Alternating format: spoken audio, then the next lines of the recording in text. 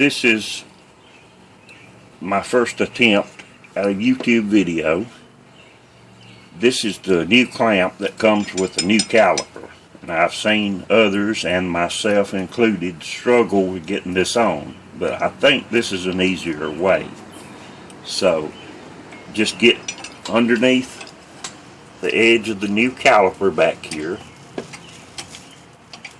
and get it in that bottom hole and started toward the top one. Then you take your C-clamp, and I need a larger one, but I don't have it, so we'll just try this and just get it in tight enough to keep it from jumping off. That should do it right there. Then you insert your cheap Harbor Freight screwdriver between the brake steel and the spring and just push down.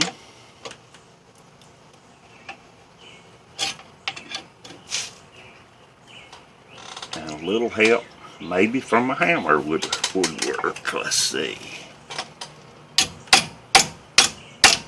Just start it underneath and then start it in here, and there it is, because the C-clamp fell off. And that is the easiest thing I've found to do it. I hope this helps, and thanks a lot. Subscribe if you like, and I might have other interesting videos in the future.